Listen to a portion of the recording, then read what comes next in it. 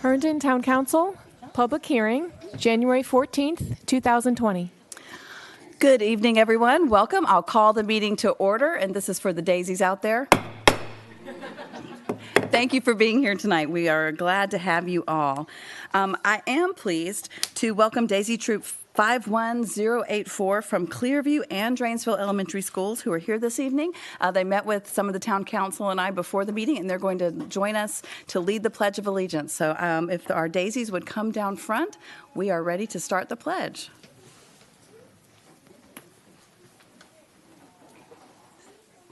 Right. See our flag right here? Can you see it? There you go. All right, you guys ready? Make sure you can see the flag. All right. Okay, ready? Here we go. I pledge allegiance to the flag of the United States of America and to the republic for which it stands, one nation, under God, indivisible, with liberty and justice for all. Thank you, ladies. We could hear you so well. Good job. Thank you. We hope you'll come back and do it again sometime.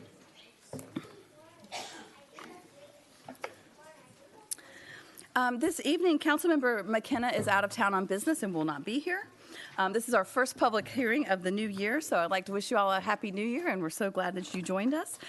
Also, throughout the evening, when there are comments from the audience, or we have a wireless mic available. If there's anyone who is unable to make it to the podium, just raise your hand, and the town clerk will come and bring the microphone to you. We do have 3 sets of minutes up for approval this evening. Is there a motion to approve the December 2nd special work session minutes? So moved. Second. Okay, we have a motion to approve made by Ms. Friedrichs and seconded by the Vice Mayor. Discussion on that motion?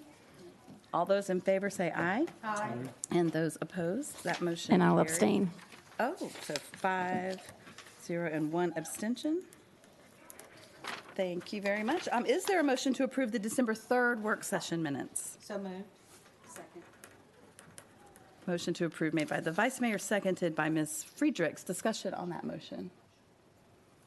Okay, seeing none, I will call the question. All those in favor say aye. Aye. And those opposed? And that motion carries. And finally, is there a motion to approve the December 10th public hearing minutes? So moved. Second. We have a motion to approve made by Ms. Baker, seconded by Mr. DeCall. Discussion on that motion? All right, all those in favor say aye. Aye. Aye. And those opposed. And that motion carries. Tonight we have several presentations that we are very excited about, and the first one is a proclamation to honor Sharon Bulova, Chairman of the Fairfax County Board of Supervisors. Tonight the town is proud to honor former Fairfax County Board of Supervisors Chair Sharon Bulova for her many years of service to the citizens of the town of Herndon and to Fairfax County. And we are so pleased that Ms. Bulova made time in her now very busy, fun schedule to come and join us this evening to be recognized. Before I get started, I'll outline the process for you guys. After the proclamation is read into the record, I will recognize my council colleagues for comments and anyone that would like to come forward and say a few words about Ms. Bulova's tenure. And then after that, of course, we will have the presentation, and I'm sure that Sharon will come forward and tell us what it's like to be retired. So with that, it is my privilege to read the proclamation. A Town of Herndon proclamation honoring Sharon Bulova, Chair, Fairfax County Board of Supervisors. The Mayor and the Town Council of the Town of Herndon, Virginia, hereby express our sincere respect to Sharon Bulova, Fairfax County Board of Supervisors Chair, who is retiring after over 30 years of dedicated service and support to the residents of Fairfax County as Supervisor and Chairman of the Fairfax County Board of Supervisors. Ms. Bulova was first elected chairman in a special election in 2009, and she had previously served as the Braddock District Supervisor from 1988 until 2009. Chairman Bulova successfully led Fairfax County through a period of dramatic growth, changes, and a major financial crisis that was not her fault. During her time on the Board of Supervisors, Chairman Bulova supported transportation initiatives and alternatives, including the Virginia Railway Express commuter rail, which she helped found in 1988. She also championed education, pursued environmental, historical, and cultural initiatives, pursued efforts to end homelessness, including the county's 10-year plan to prevent and end homelessness, and worked with programs for the 50-plus population. She served as the chair of the board's all-important budget committee, working to build consensus across the political spectrum, a post she held for 20 years.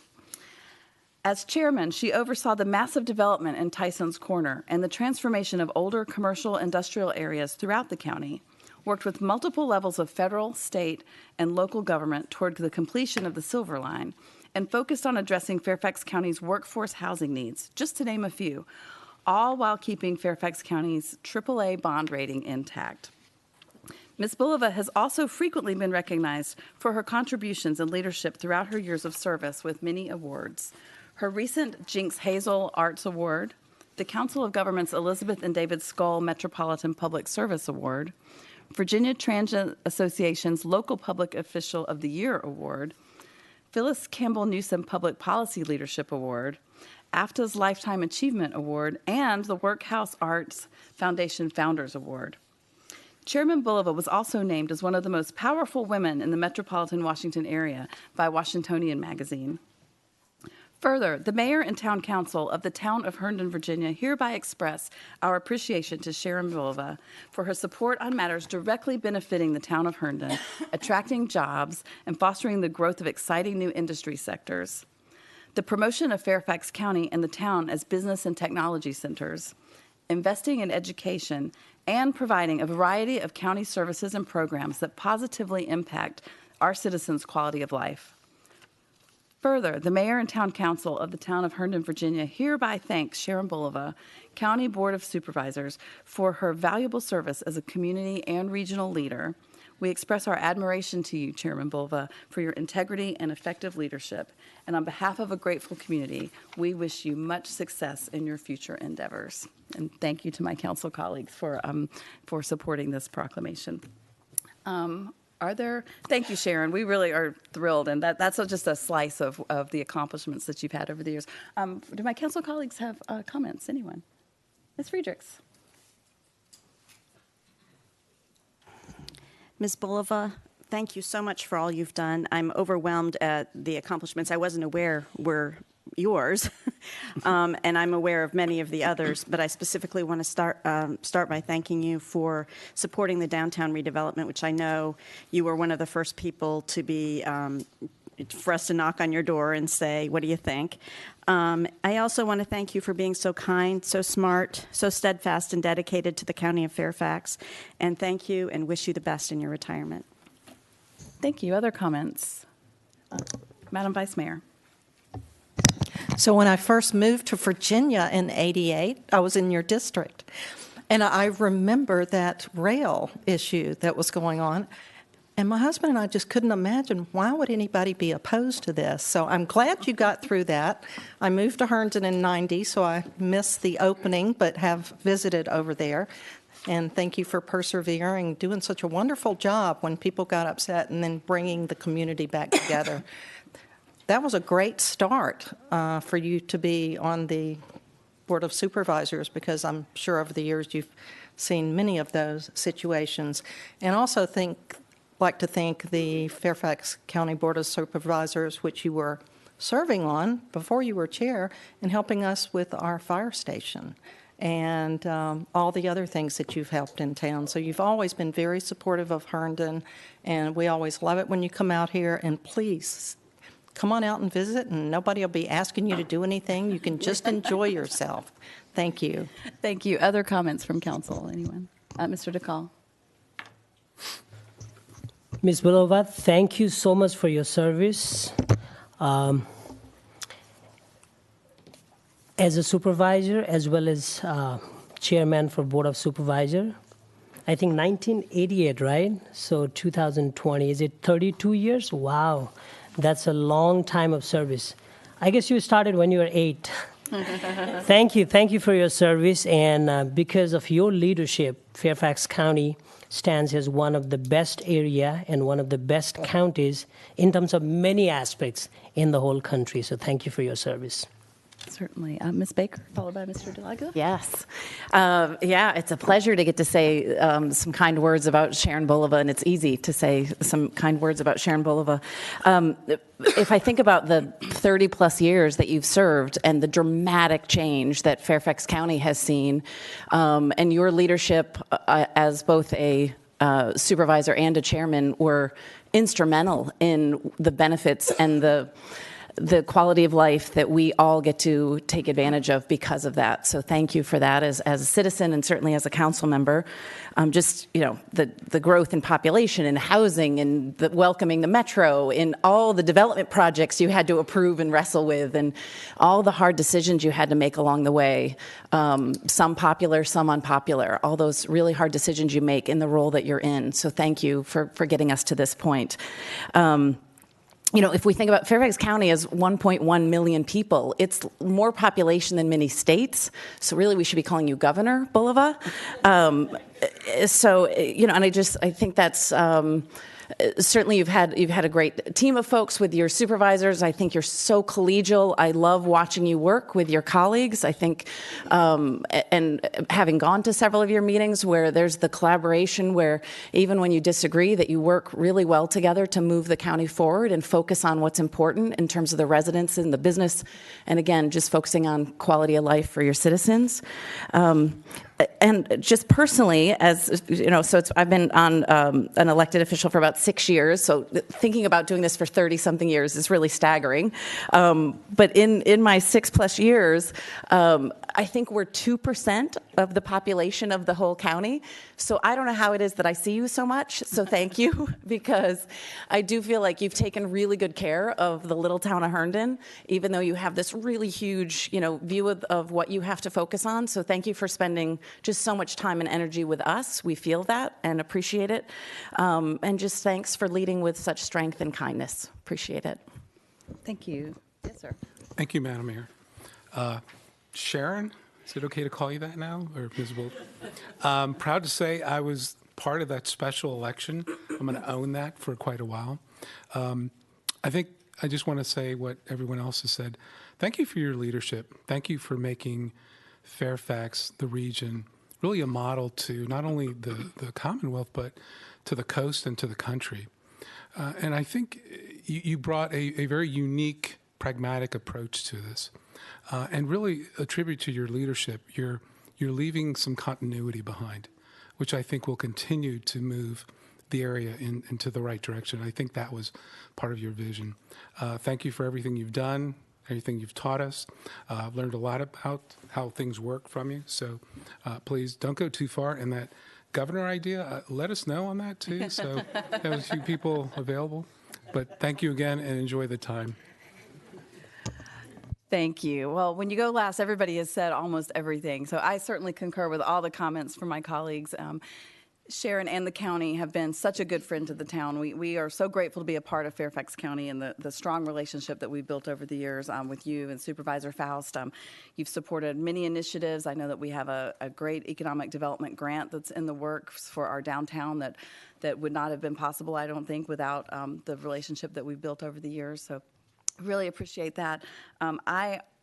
Jen said a lot of what I was thinking. I have really enjoyed, as the chair of an elected body, watching how you communicate with people and help people collaborate. And I've really, over the years, learned a lot just by watching you. You may not have realized, but I was really watching closely. So thank you. I know I said this to you when you came in. Sharon Bulova is the happiest woman in Fairfax County right now. She has got more time on her hands than she's had in a long time. And I hope that you were able to spend lots of time with your family and with, volunteer type things that you'd like to do as citizen Sharon instead of chairman Sharon. So we're grateful for your leadership and look forward to seeing you around.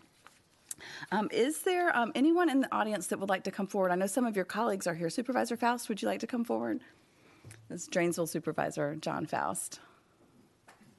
And Sharon, you get to go last, so don't worry. Good evening, everyone.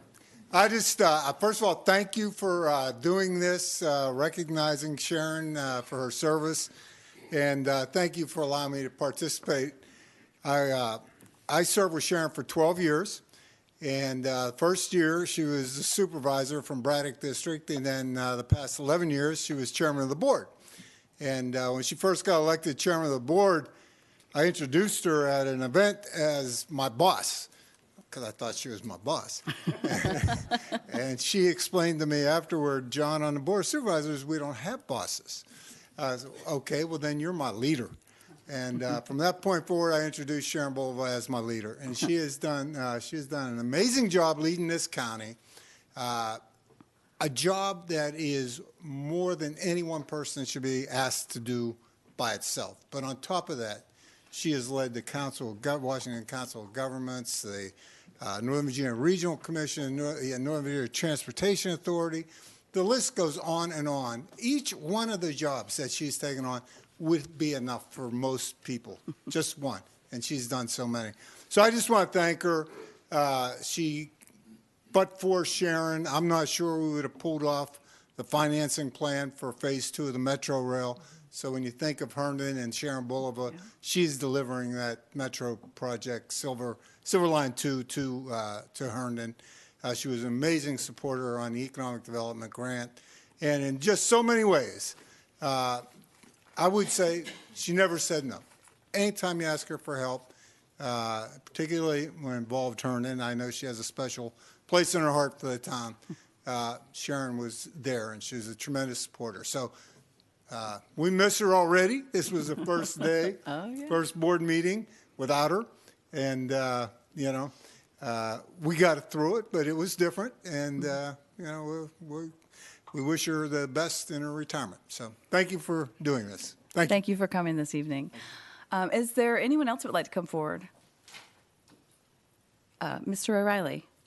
And while you're on your way down, I wanted to say that Senator Jennifer Boysko and Delegate David Bulova, who is Sharon Bulova's son, are both in session in Richmond and were not able to be here this evening, but they both conveyed their congratulations and regret for missing out tonight. Mr. O'Reilly. Good evening, Madam Mayor, members of council. Michael O'Reilly, 761 Monroe Street is where my office is. Mm-hmm. And I've had the opportunity in my journeys to cross paths with Chairman Bulova on a number of occasions in a number of different spheres. Certainly the Economic Development Grant, where the mayor and I met with Sharon in your office and walked the property, and then met with Supervisor Faust, who was instrumental in convincing Chairman Bulova that they should set up the Economic Development Fund and that they should give us $1.2 million to the town. And it was a great achievement, but it wouldn't have been done without Chairman Bulova's support. I have spent the last 10 years with Sharon Bulova. She's a member of my board that I chaired in the Partnership to Prevent and End Homelessness. And she didn't come in as a strong leader demanding that, we go by her schedule. She followed our schedule. Her attendance was exemplary. I think it was only bested by my attendance, but that's because I set them for when it was convenient for me. But we always checked her schedule before we scheduled anything. And we met for the first 5 years every month on a regular basis, and she attended every single meeting. We met a little less frequently, but we achieved dramatic results. Her leadership style is working together with people, building a consensus. And I just kind of am very happy that it was Sharon and Jerry Conley wasn't still there, because I don't know that he would have lasted 10 years on our board. He would have gotten tired and left. But Sharon helped, and because of her efforts, both on the board and promoting our program to prevent and end homelessness, Fairfax County was able to reduce its homeless population by 46%. And if there's nothing else to be proud of, and you have many things to be proud of, that to me is an achievement that I think will live on. She did her very best with tough budget times, steered the county through it, and it was always a joy to watch her handle the Board of Supervisors, to run a meeting, and then to interact with folks. It's just been a blessing for me to have her as a partner in so many things that we've done in Herndon. I appreciate all the work that you've done, and I wish you the very best. Thank you, sir. Who else would like to come forward? Is there anyone in the audience? Yes, sir. I thought you might. Good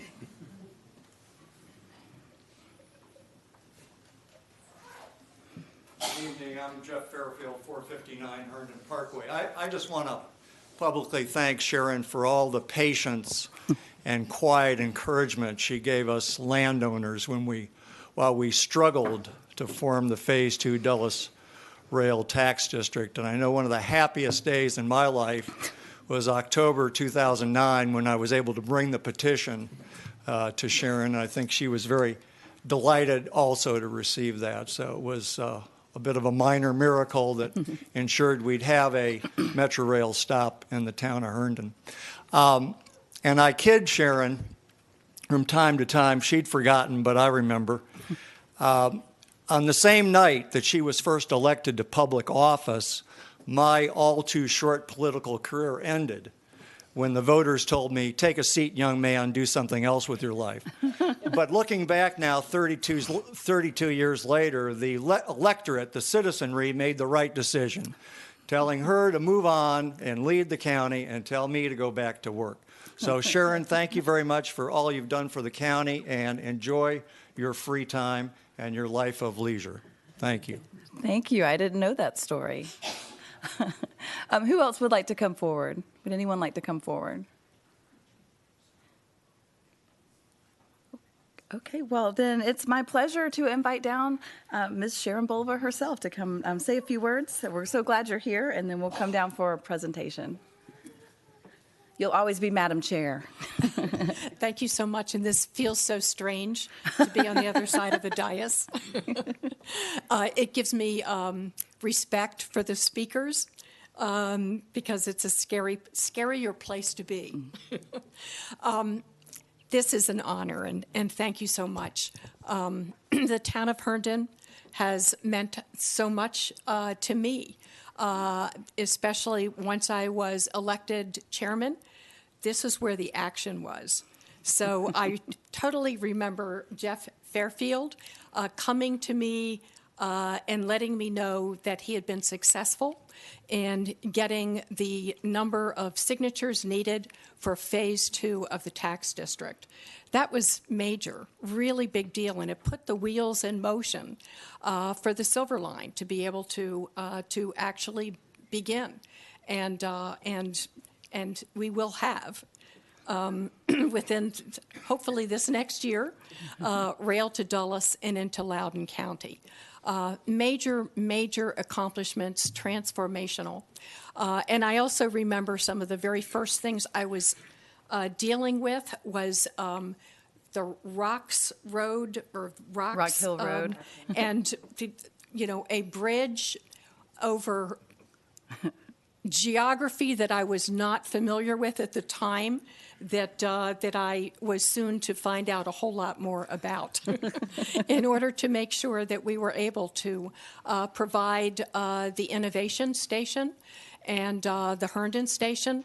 And for us to be able to, truly be able to extend the Silver Line through Fairfax County and Herndon and to the airport. I just want to say thank you. Local government is a great place to be, and I have so enjoyed working with all of you, members of the Herndon Council. Regionalism is not easy. We've all rolled up our sleeves and we've worked together on different bread and butter issues, on regional bodies, Northern Virginia Regional Commission, and other organizations to try to make things happen for our constituents. It's just a great place to be. Local government is where you can see the results of your work.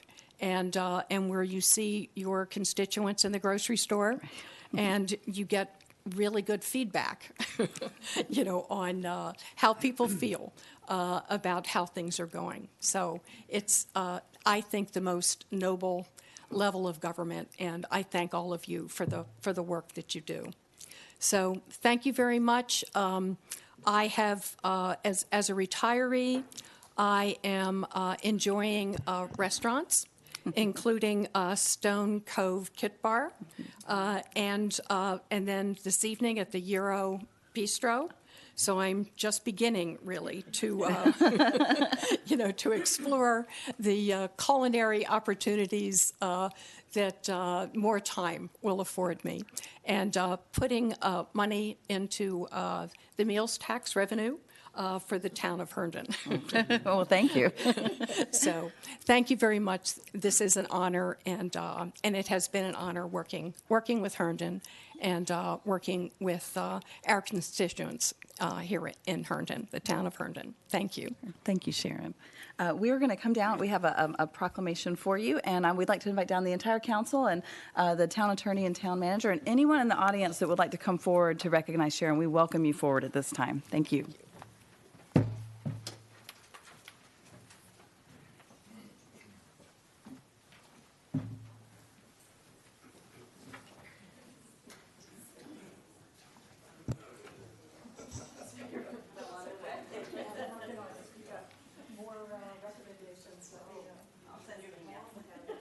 Finally have a key to the town. I'm wearing heels though this time, so be Well, I'm still a little taller.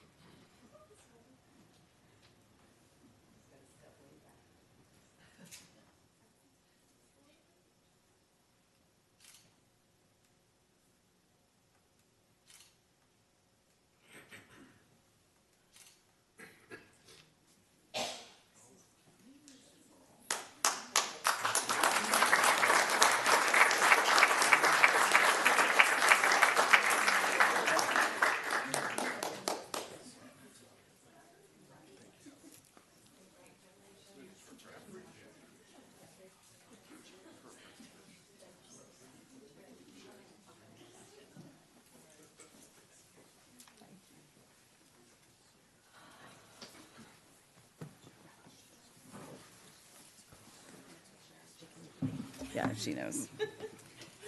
I'm sure she wants to stay. I know, right?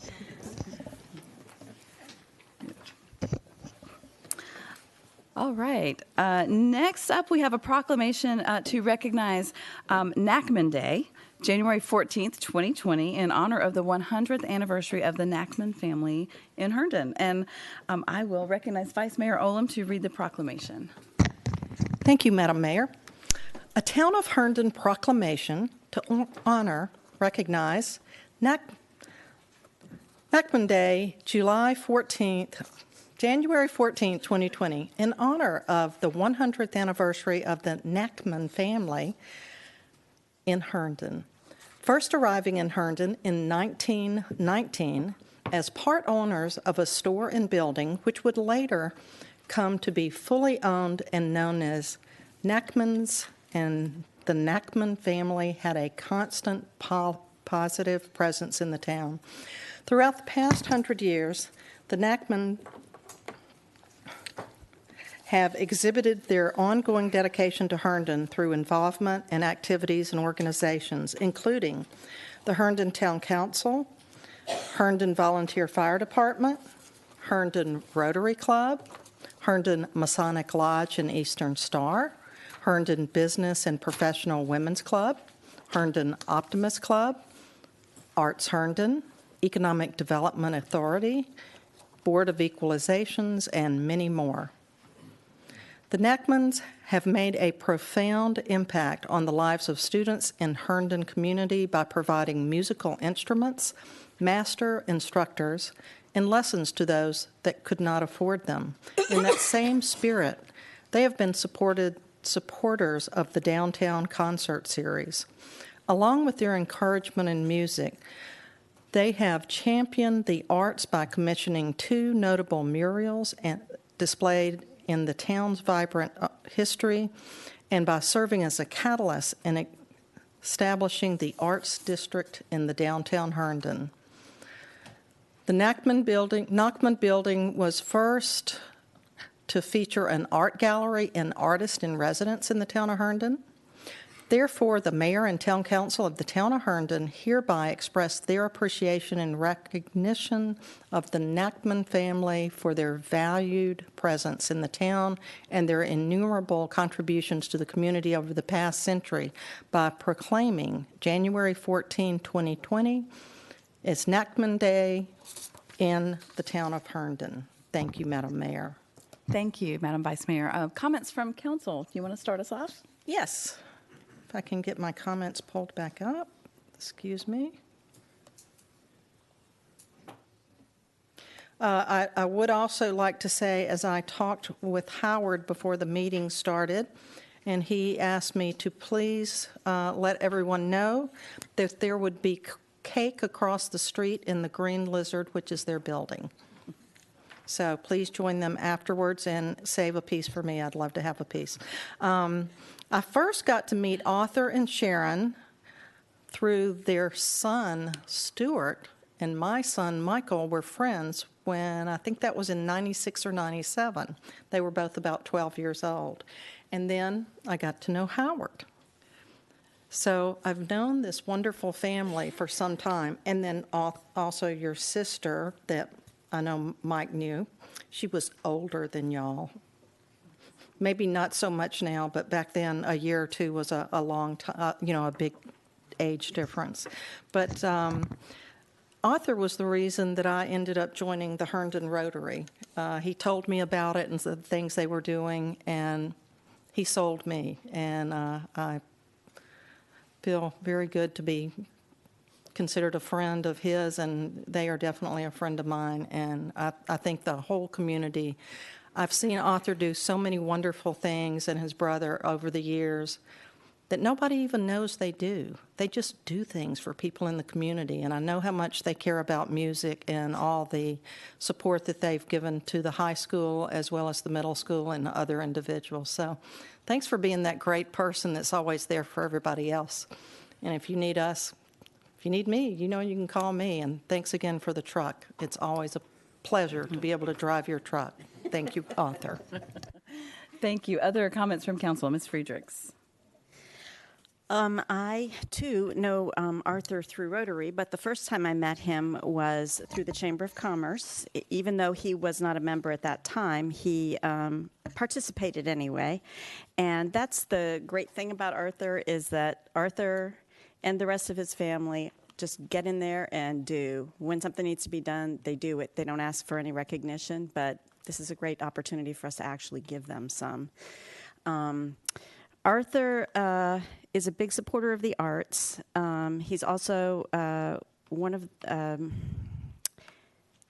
the biggest supporters of the Herndon High School marching band. And I don't know of anyone who's done more and asked for less than Arthur. And I want you to know how much we appreciate that. I also met Howard through the Council for the Arts. Oddly, one of my board members was a member of the Herndon Chabad, the Jewish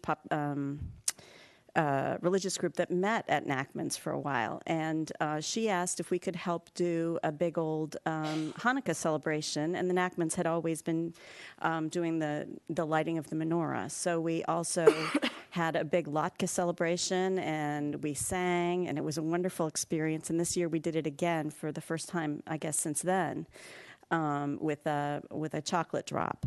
So they do a lot of things around town that you don't really know. Another thing that I didn't really know was that Arthur's mother had been a big proponent of public transportation. I found that out last year when Arthur asked that we name a bus stop after her because she took the bus wherever she went. So I'm here to thank you all for doing the things that you do, for the presence of the Nachman building in town, which gives us all a feeling of history and grandeur, frankly. So thank you. Thank you. Other comments from my colleagues? Anyone? Ms. Baker. Yes. So we're lucky in Herndon with a small town to have some families that have been here a long time, but the Nachman family in particular is a really special family, right? You have the presence both with folks that still live here, and of course the building. And the building is so just important to that core part of our downtown. It's important. It houses the Green Lizard. It still houses your business and your office. It's a great place to watch events, and particularly when the festival was there. Like, it is just a quintessential part of the downtown, and it's just a key thing. I know when I give folks, I'm very proud of my town, and I love that I live here. And when I walk around town, it always includes, and I tell people, this is this, and then I show them the Nachman building, and then of course I get to walk by Vine Street, and I'm like, and this is Arthur's house, and Sharon's house, and of course Cotton Ball as well, your grandmother's house next door, and it's such a part of Herndon, the Nachman building and the Nachman family.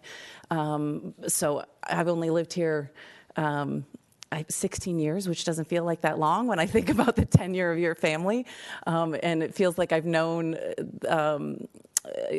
about the Nachmans and have the pleasure to have known some of you for that period, and it's a pleasure. Thank you for all that you do for the town. Thank you for all you continue to do. Certainly the marching band support is near and dear to my heart as well. And it's a pleasure to get to honor you and your family tonight. Thanks. Thank you. Other comments? Mr. D'Aguilar, followed by Mr. DeCall. Thank you, Madam Mayor. Share with you the first impression I had when I first met both Howard and Arthur. So at the same time, I was walking down the bike path, and at the mailbox, there were these two guys. Looked like they were screaming at each other over some argument. And later I come to find that's just the way they communicate. So, okay, I can relate to that. But on a more serious note, thank you to your family. You could pretty much live and invest anywhere, but the fact that you've chosen to invest and remain in Herndon really says a lot about you and the love of this town. So again, just from our hearts to yours, thank you to you and your family for being here. Thank you. And Mr. DeCall. Thank you, Arthur, and thank you, Nachman family. I know Arthur for the last 1 year, and I've been in the town for the last 6-7 years. My first impression, or first I remember meeting him, is after, I think, getting elected in council. That's where I remember, and I was saying something in the community roundtable, and Arthur was doing this. and later I found he was actually agreeing with me. But thank you so much for your service to the town through different ways, whether through art, music, through Rotary, through your businesses, or through being a good tax-paying citizen. You have served this town in many, many ways, and that's what I came to know today. Thank you so much for the Nachman family, and especially Arthur. Thank you. Well, I concur with my colleagues, and we all have some fun Howard and Arthur stories. I don't remember the first time that I actually met Arthur. You may remember, I don't know. But I also remember the first time I was ever with the brothers together. You guys call a meeting with these two. It is a blast. Howard, I'm glad you came to our meeting tonight. I know how much you love watching us every Tuesday on television, so it means a ton that you're here in person. I started to bring you one. I do remember early on when I had met Arthur. It was around the time that I was first thinking about running for town council, and we had an event, and when it was over, we realized that Arthur had taken care of some things for us that we weren't expecting. And so this was long enough ago that I got out the little tiny Herndon phone book, and I looked up Arthur and Sharon Nachman's number, and I called their house over on Vine, and Sharon answered the phone, and of course Arthur was at work. So I told her, I said, I'm just calling to say thank you. That was really thoughtful. We didn't expect that. And she said, well, he really is a very nice man. He just doesn't want anyone to know it. And my children call him Cotton's dad. So if you've ever seen Arthur driving around town with their big white dog Cotton in the convertible, if you haven't seen that, be on the lookout. And Howard, it's just such a pleasure to know you. Howard was our vice mayor a while back, and I keep trying to get him to run again, but No luck so far. I know he has a sign. I have a picture of me and Howard and his sign that says Howard for mayor, so I love that. But in all seriousness, the Nachman family does have a long legacy here in the town. It's one of those points in town when you give direction, like, oh, do you know where, the Green Lizard Nachman building is, and people know how to get places from there. When the bike shop opened up, that was a huge boon to our downtown, and I remember when Arthur called and told me I finally had my coffee shop downtown. So that was it's become such a gathering place and really has ignited some energy in our downtown. And I do want to note that January 14th, 2020 is Nachman Day, and that is today, and we are making sure to give this as close to the end of the day as possible because we don't want you guys to go wild with all this power we're giving you with this Nachman Day proclamation. But I do thank you on behalf of the town council and the citizens who live here and have lived here over the years. It wouldn't be the same without you guys. Is there anyone that would like to come forward in the audience to speak before I invite the Nachman brothers? I had a feeling. Come on down, Mr. Meyer.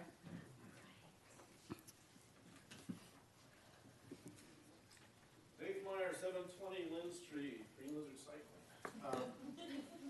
I just wanted to say this is a great opportunity for these guys. And to the family, been around for a long time, I appreciate Arthur was the first guy I met in Herndon, downtown Herndon. And wow. And you still opened your shop. Yeah, and exactly. Awesome. It's one of those things. But the love of the town, what they do for the community, most people don't understand or realize. It's super, super important. So I want to thank you and your family for that. And one other thing. Now there's a Nachman holiday. You can take the day off next year. Not today, okay? I think the family knows about this little joke, but yeah. All right? So thank you, and thank town council for doing this. Thank you. Let's make sure to add that to the town calendar. Is there anyone else who would like to come forward? Yes, ma'am. Come on down. Diane Mice, 706 Morningside Court.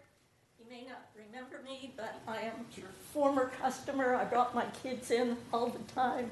You were really the first Herndonite that I met. Thank you so much. Oh, thank you. Who else would like to come forward? Mr. Fairfield. Jeff Fairfield again, 459 Herndon Parkway. I got to the town of Herndon in 1978, newly minted lawyer. Woman who was working for me at the time, the late Lee Powell, former member of council, said, Jeff, there's three people you got to introduce yourself to. Tom Rust, Hal Launders, Howard Nachman. So I approached all three of them, and the only one who'd give me the time of day was Howard Nachman. And so that started a friendship, and I soon met Arthur. I didn't even know there was a younger brother. Before I knew it, Arthur's wife, Sharon, was working for me until she started to decided to get into the family raising business. But what I most remember is shopping at Nachman's. And Melvin and Pauline was there once in a while, but Melvin was always there. And they were both very kind to me as a young lawyer who dropped in from Lord knows where. Until very recently, I still had some Nachman suits, but they finally wore out. So anyway, I think this is just a splendid thing that the council has done for this family that's been here 100 years, and it's been a pleasure to know them. Thank you. Thank you, sir. Would anyone else like to come down? Yes, ma'am.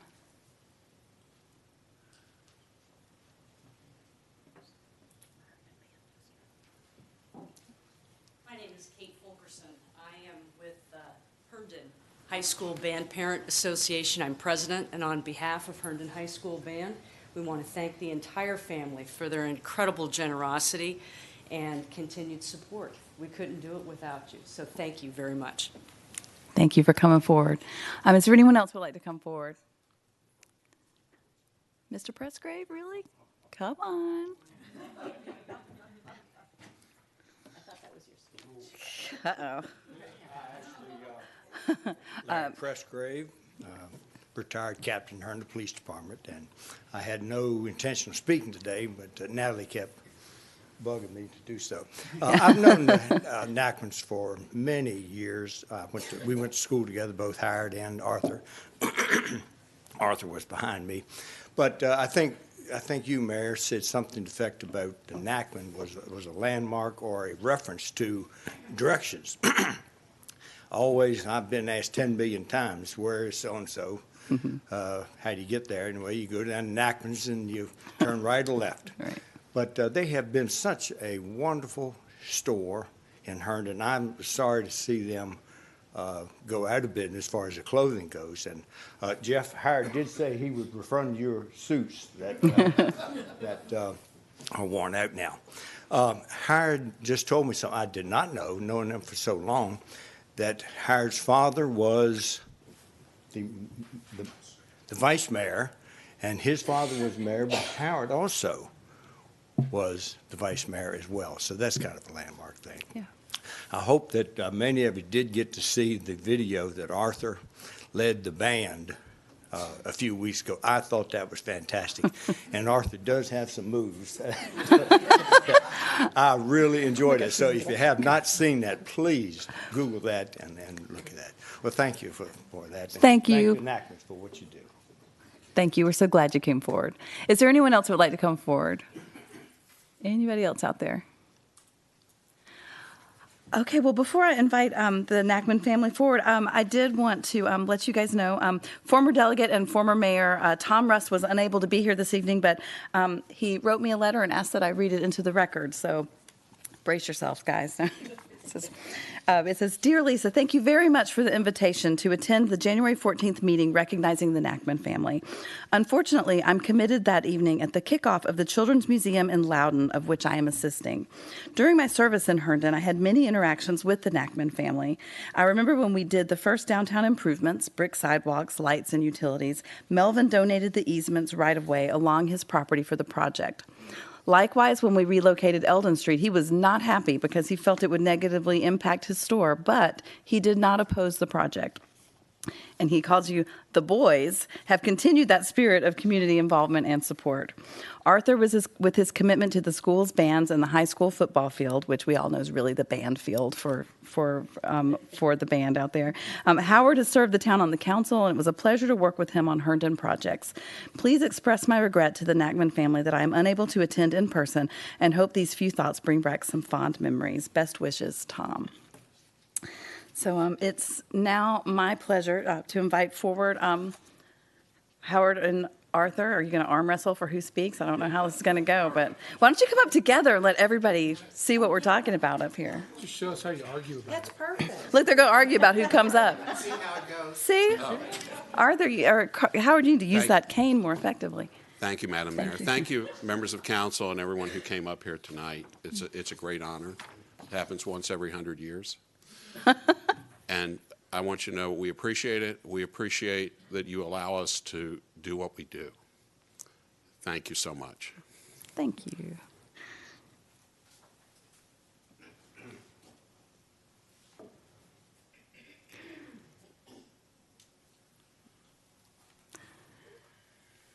And Howard said he only needed about 45 minutes for his comments, so we're ready. Thank you all for being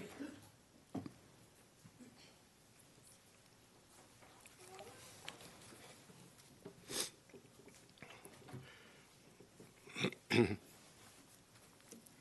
Madam Mayor, members of the Town Council, thank you. And as always, it is an honor and a privilege to have the opportunity to address you. Chairman Bulova, Chairperson Bulova, my family and I want to add our thanks and congratulations for your dedication and accomplishments during your decades in public service. I'd like to take a moment to introduce our family members that are here this evening. Sitting to my right, my wife Rona and our daughters Candace and Natalie. My brother Arthur, his wife Sharon is unable to be here this evening. His daughter Grace Elizabeth and husband Michael, and his son Stuart and wife Kristen, and also their children, the next generation, Caroline and Jennifer. 100 years ago, our grandfather signed a piece of paper that would shape the history of the Nackman family and the town of Herndon. Little did our grandparents know that while they were making a living in their store, they were also building a legacy for their family and community. Our grandparents taught their sons, nephew, and grandsons that in order to truly be a part of a community, you must be a partner with the local government, other business people, and its citizens. Over the past 100 years, we have endured the challenging times and celebrated the good times. We have seen Herndon evolve from a rural farming community to an urban center. However, even after 100 years, the Nachman Building still houses a store, the Green Lizard Cycling Shop, a gathering place, a dwelling, and an office where Arthur and I work side by side every day. The town of Herndon has always been a remarkable place to live, raise a family, and work. But it is more than just a place. It is a feeling. It is a feeling where everyone has the opportunity to belong and to think our family had a small part in helping Herndon become what it is today. It is extremely rewarding and enormously humbling. I know people like to look longingly into the past with rose-colored glasses and say, those were the good old days. But here today, surrounded by family, friends, and members of the Herndon community, receiving this magnificent honor, I say thank you to our ancestors for helping me and my family live our best lives today, and thank you to the town that has enabled us to do it.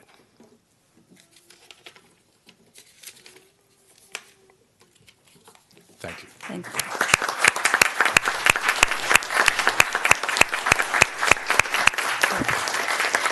Thank you so much. Don't go far because we're coming down with a presentation for you guys. So I'd like to invite all of the Nachman family that would like to join us and all my council colleagues, the manager and attorney for the presentation.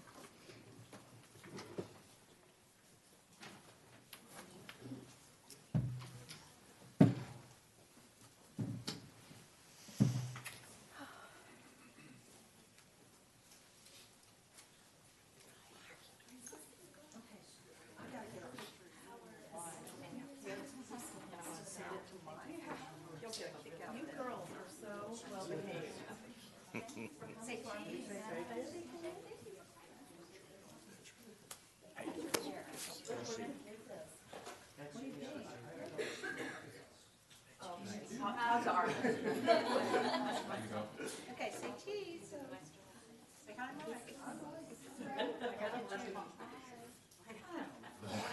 nobody tells me. Stay in front of Arthur. You can still see him.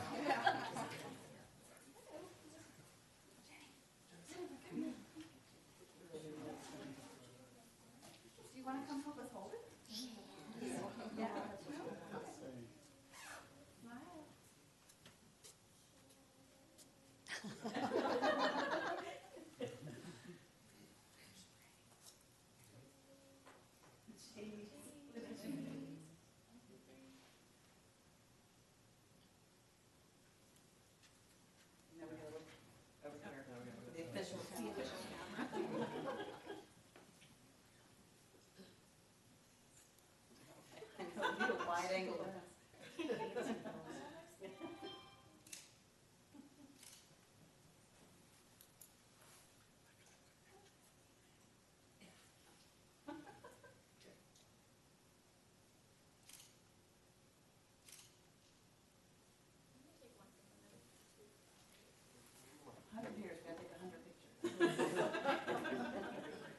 We're only 40 years too late for the incorporation. You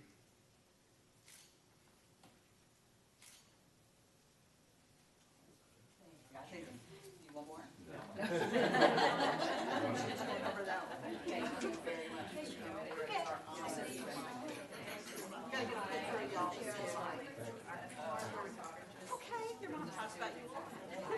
Nice to see you, Stuart. Your parents speak very highly of you. And I got the kids.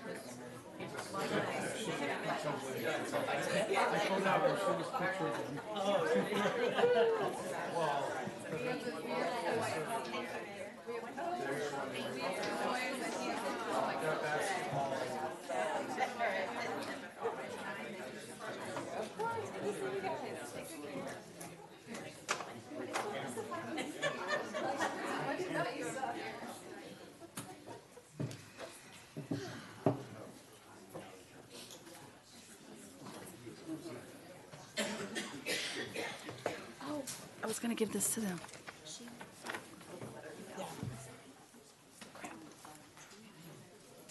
I'll just take it to them afterwards.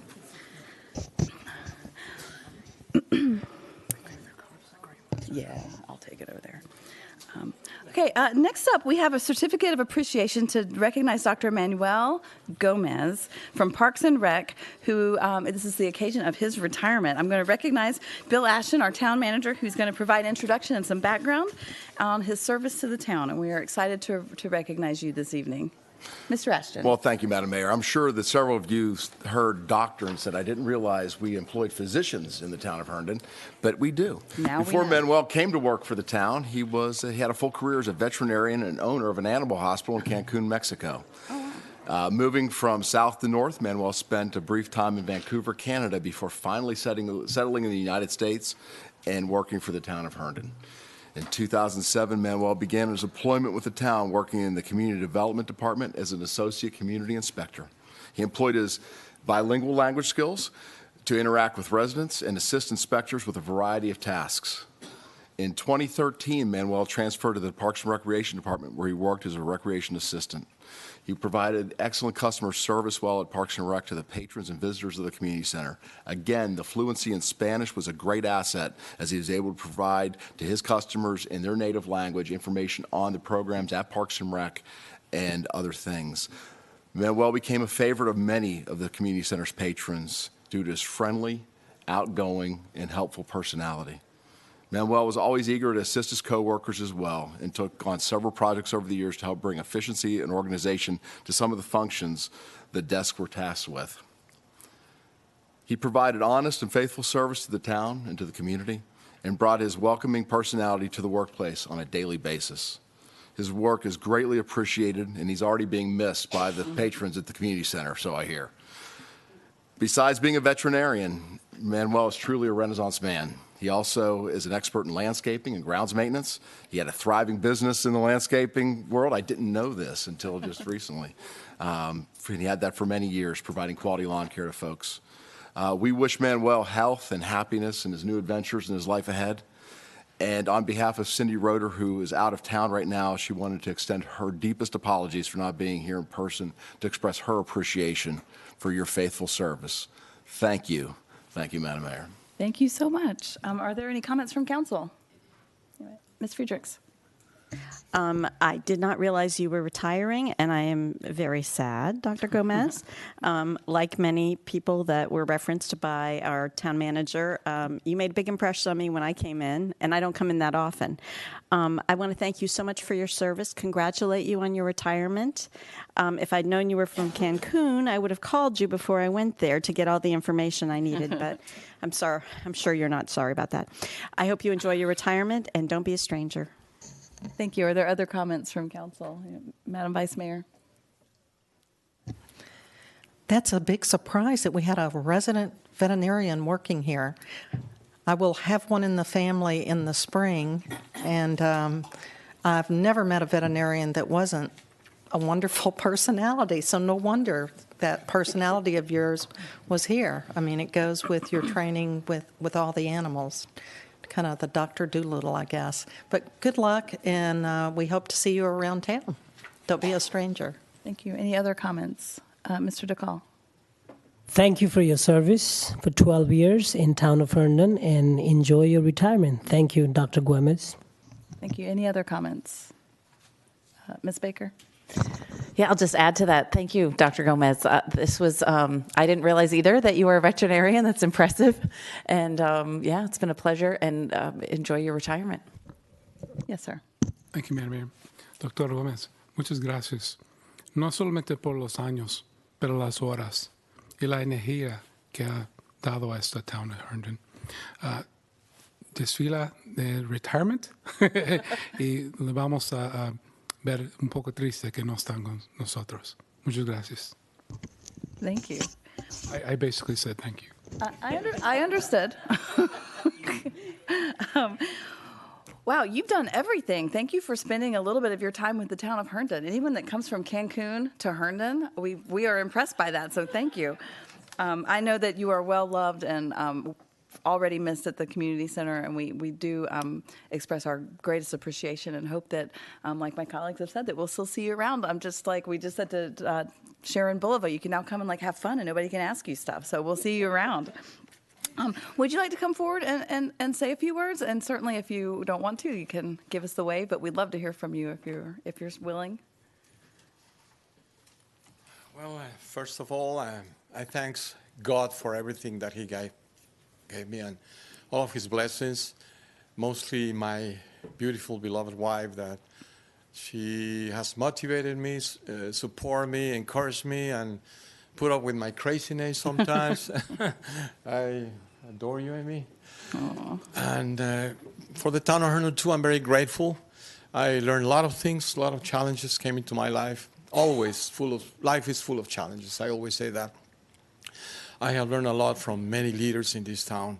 And many years ago, when I came for the first time, in 2007, I came to this building. And I was walking outside with my son, and I saw through the window and said, wow, that's a nice building. It must be a nice place to work in. and I ended in here. And I have learned a lot from all the leaders, from my previous former bosses and companionships. And life is full of challenges in all aspects. And one of the things I learned a lot from the last speech that you said on the Christmas bill, I like when you say that we're a team, it's a big team. And I always compare when a big team works correctly. It's like these old clocks. It has full of gears, from the little to the biggest one. And those handles won't be able to set the time correctly if all of these little pieces on the machine are not working in tune. And it's not easy to put all these machines to work together. But as far as things go, we all make our best. We make efforts to make this machine working. And I always say to everybody, friends and everything, life is full of challenges in all aspects. But we have to give thanks to God for giving us the intelligence, for giving us the spirit, for giving us all the possibilities for us to take advantage of all the things that come around us and be able to help one another. I always think that life is nothing but service. Life is nothing but service. And we have to give the best of us to each other, no matter if it's appreciated or not appreciated. That we don't care about that. What's important is for us to always do our best.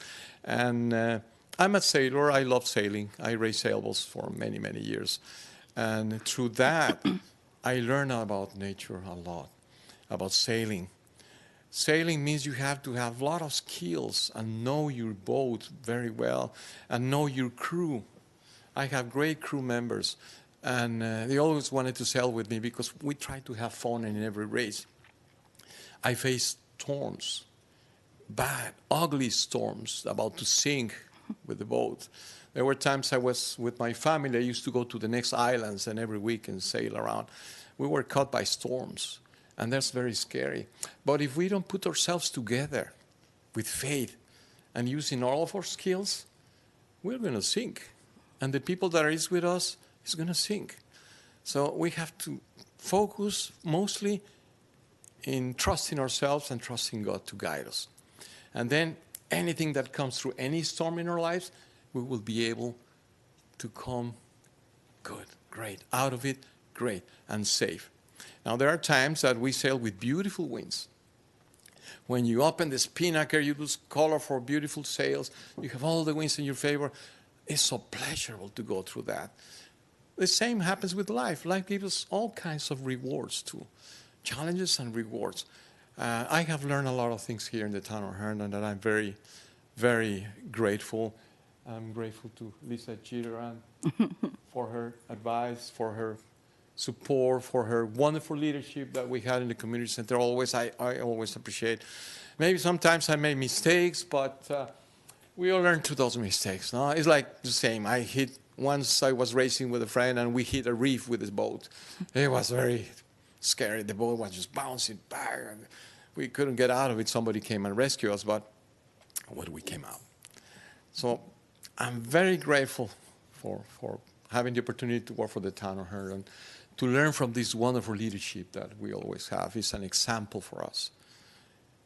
Just to see how beautiful efforts you put into everything.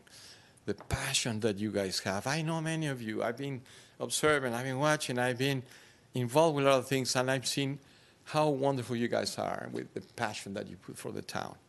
And that's really a good experience for me to learn from you guys too. And I'm very grateful again for everybody that support me and the things that I learned. And there's something at last, it's great to be retired. I mean, it's incredible. I don't know if tomorrow is Sunday or yesterday was, I don't care which day is today, but I'm able to enjoy my family, my time, and I'm not in the rat race, and I have time for everything, and it's just one step at a time, and keep serving, doing our best for our families, for our friends, for our neighbors, and always love God and this wonderful country. I love this country. I've been coming for 40 years to this country since the 1970, the first time I came here. I fell in love with the United States. And I've been living in many places until I earned my citizenship in 2009, which I'm very proud of being a citizen of the United States. I did it the right way, the legal way, and I'm so happy for that. And I'm proud to be an American and live in this country and have this beautiful opportunity to have work for the town. I really thank you so much for everything. Oh, thank you.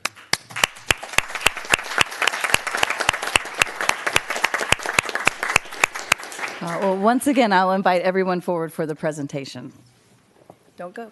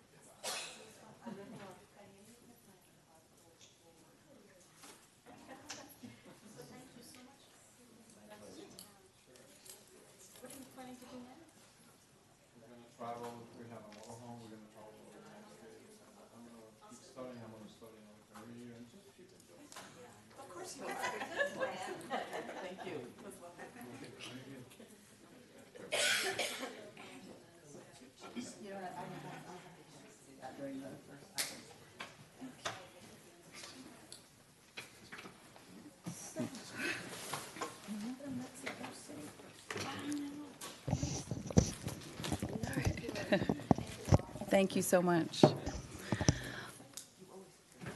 Wow, thank you all so much. I know that was quite a bit of presentations this evening, but that is the heart of what makes Herndon what it is and why people love to live here. And I'm glad that we took the time to recognize each of the people that we recognize this evening. That brings us to comments. Mr. Town Manager, do you have any comments for us this evening? With your indulgence, I'm going to rest my voice for a little while. Okay. None, thank you. Certainly. Who would like to start us off? Mr. DeCall, do you want to start? You have nothing? Okay, Ms. Baker? No? Okay, Mr. D'Aguila? No, just want to say thanks again to the folks that showed interest. I'll be checking with the town manager to see if there are additional resources submitted to the talent bank. We still need a lot of help, a lot of volunteers, so please keep us in mind as you allocate your time for this year. Go to the town website, talent bank, need your help. Okay, Ms. Friedrichs. Just to add to what Councilmember Delagula said, in order for us to appoint people to the HPRB who live in historic homes, they have to apply.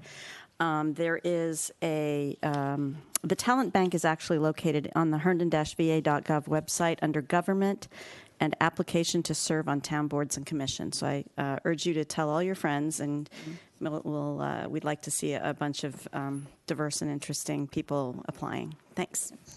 Certainly. If you have trouble finding it, just email one of us and we'll send you the link. Ms. Olam. Thank you. I had several people ask me about the short-term residential rental registration. So I know that the forms are coming out for people to apply to have the short-term rentals in town and et cetera, and that will be announced as soon as those pieces are ready. I don't think they're ready yet. And as soon as I hear about it, I will let people know, and I know the town will put something on the website. So look forward to seeing that. And welcome to the 2021 Town Council meeting, public hearing, the new decade. Thank you. Ms. Baker. Yes, I apologize. I forgot. One thing I just wanted to mention. So Next Up Theater is their performance right now. Their play is called The Mountaintop, which is about Martin Luther King Jr. So very timely, obviously, for this month and next month. And on Monday, Martin Luther King Day, they're donating the proceeds to Service Never Sleeps, which is an organization that's near and dear to my heart. Whitney Parnell, who's the CEO of that organization, did a TED Talk in Herndon several years ago. And that organization is focused on allyship and creating, moving folks towards social justice. So just a thank you to Next Up Theater, and please go see the show, whether it's on MLK Day or another day. It's on through February 2nd. Thank you. Okay. Thank you for sharing that. I just wanted to quickly add that the January 2nd online edition of USA Today published a video and an awesome article about Growing Kids Therapy Center and the story of Ian Nordling's experience working with them and through some other organizations. It was really inspiring. I know that many of you know Ian. He served on our Youth Advisory Council, and the Growing Kids Therapy Center tribe has come for many occasions here at the council. So try to find that online and take a look. It's really incredible, the things that are happening right here in Herndon. Ms. Baker mentioned Martin Luther King Day. The town offices will be closed on Monday, January 20th in recognition of Dr. Martin Luther King Jr.'s birthday. The town website will have information on the community center, golf course, and the refuse collection, so you can check there for that information. The next portion of the agenda is comments from the audience. This is the time to invite forward anyone that would like to come forward and speak on any item that is not listed as our public hearing item. So that does include our general item, and it also includes the consent agenda items, which include the comprehensive plan and proposed ordinances pertaining to the shared mobility devices and short-term residential rental registration. So if you have comments on those items, now is the time to come forward. So is there anyone that would like to come forward and speak on any item that is not a public hearing item? Yes, ma'am. Speakers have up to 3 minutes and just state their name and address for the record. Good evening. Good evening. Ann Veda, 631 Oak Street. Mayor Merkel, Vice Mayor Olam, and members of the council. Item 11 on the consent agenda is the reappointment of an HBR member to a 2-year term. The proposed appointee is not from our town of Herndon, not from our county of Fairfax, and not even from the Commonwealth of Virginia. This two-year term includes, importantly, the Heritage Guideline rewrite, its finalization, and its implementation. This could be the single most impactful term since the board's inception. Yet no outreach has been made to recruit from among the vast talent pool of actual heritage stakeholders. Among heritage homeowning stakeholders are doctors, accountants, lawyers, teachers, entrepreneurs, business owners, and yes, architects. I urge you to delay this consent appointment until rigorous outreach to those of us who are and will be subject to the board's rulings. To paraphrase Lincoln, let's make the HBRB of, by, and for the heritage homeowning stakeholders. Thank you.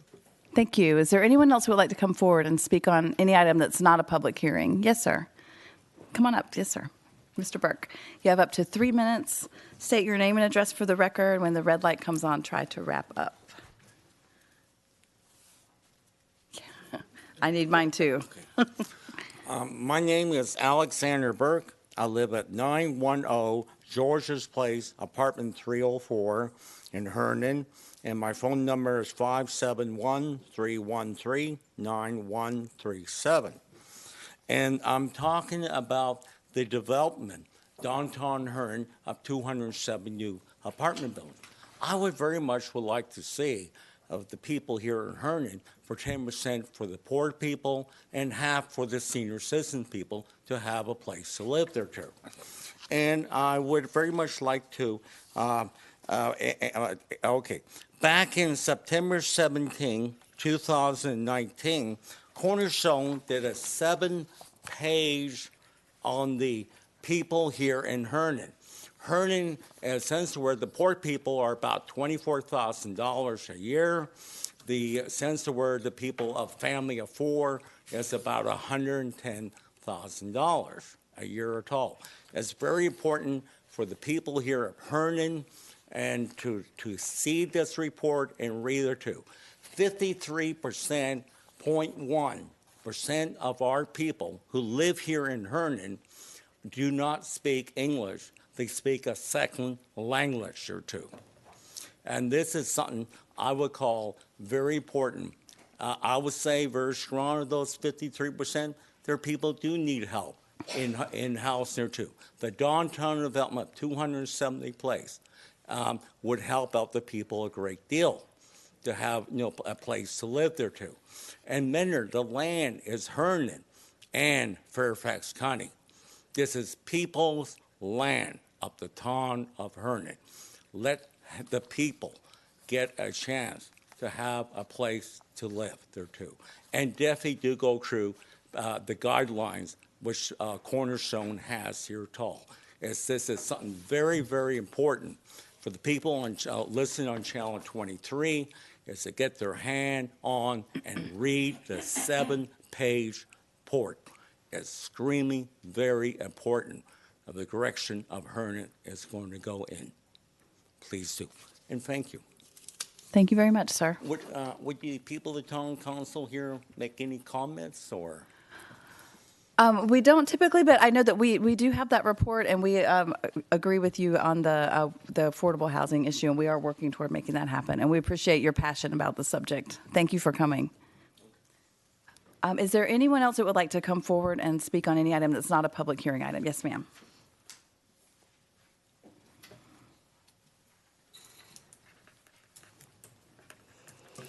Good evening, Madam Mayor and Town Council members. I'm Barbara Glakis, 935 Barton Oaks Place. I'm here on behalf of the Cultivating Community Initiative. I want to make the public aware that we are now taking nominations for Herndon's annual Good Neighbor Award. So I want to encourage members of the public to nominate their deserving neighbors. The types of neighbors we are talking about are those who may, for instance, help you with repairs around your house, help watch over your home when you are away, does special favors for you when you are sick or injured, looks after your children or pets, or you may have helped them during a crisis. Basically, this is a neighbor who always steps up and does something outstanding or selfless for you and your neighborhood.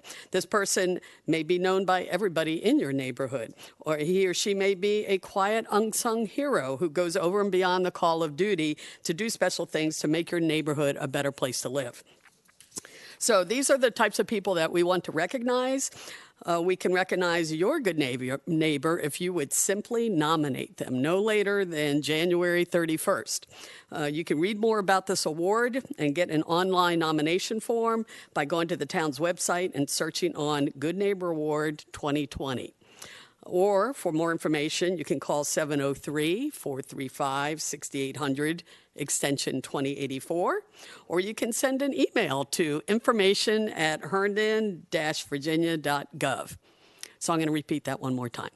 Okay. You can go on the town's website, search on Good Neighbor Award 2020, or call 703-435-6800, extension 2084, or email information@herndon-virginia.gov. So if anybody in this room or watching on TV has a deserving neighbor, I hope you will make a nomination no later than January 31st.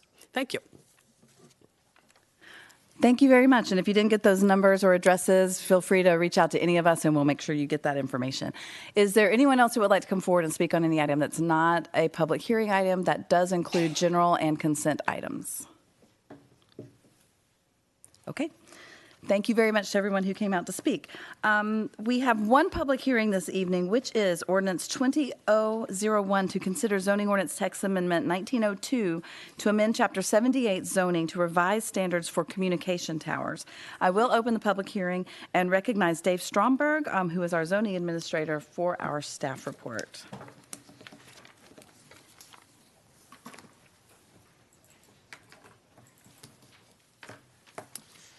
Good evening, Mayor Merkel, members of council. So as stated, this is zoning ordinance text amendment number 19-02 for our small cell text amendments. So the purpose of this text amendment is to bring the town's zoning ordinance into alignment with the Code of Virginia and the Federal Communications Commission's declaratory ruling on requirements for communications facilities, specifically for small cell facilities. In 2018, the General Assembly passed House Bill 1258 and Senate Bill 405 to facilitate the implementation of 5G wireless technology. So 5G is intended to provide faster and more data capacity for your mobile devices. The antenna for 5G are typically located lower to the ground and more closely together. And that's in comparison to 4G, which is what we pretty much all have now, and that handles your regular voice and current data connections.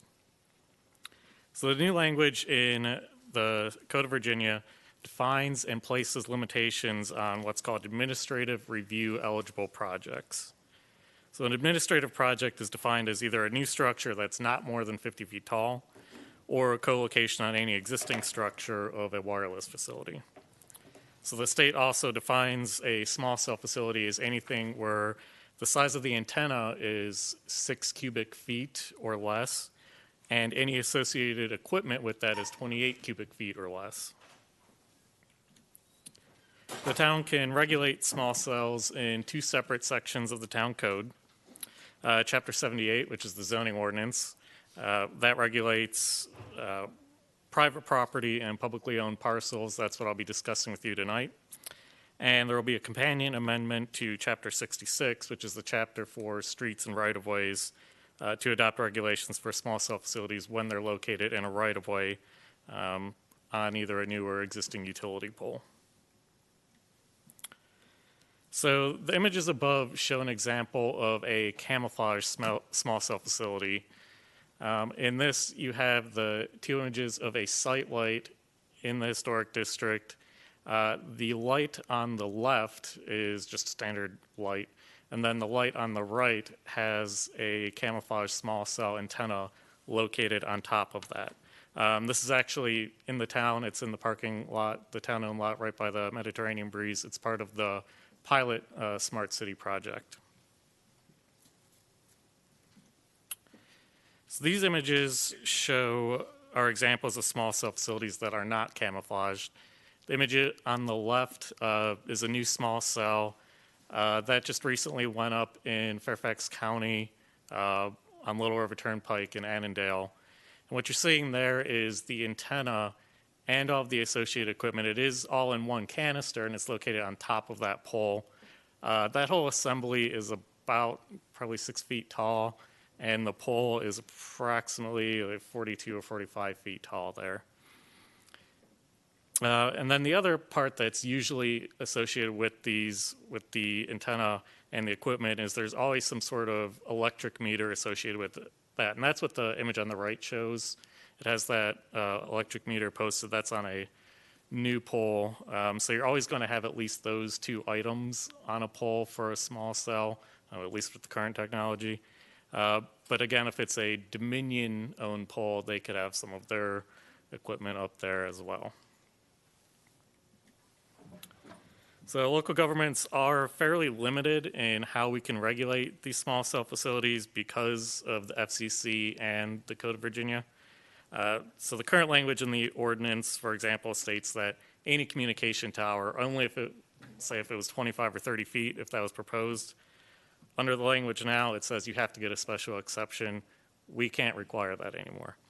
As long as it meets the state definition of an administrative review project, we cannot require that special exception. It has to be reviewed administratively. There's also a 60-day maximum time limit that town staff has to review these projects. If the staff doesn't approve or deny it within 60 days, then it's automatically deemed approved, and then they can go out and start doing their work. A locality cannot impose setback requirements that are greater than similar structures, and that includes other poles by other utilities. And a locality cannot pass a local moratorium to just outright prohibit small cells within their jurisdiction.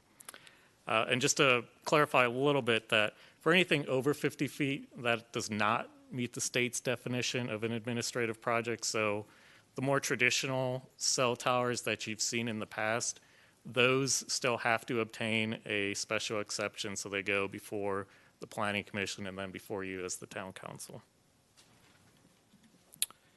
So there are some options that localities have to regulate the small cells. The first is that if it's located in a historic district, we can require them to obtain a certificate of appropriateness. And that's what the draft ordinance before you tonight, it does have that requirement. Almost everything in the Heritage District will have to go through and get a certificate of appropriateness. The only exception to that is if you have an existing site light that's already been approved by the board on your property and your antenna meets the size requirements and you don't have any other exterior equipment, then it can go through and staff will administratively approve it.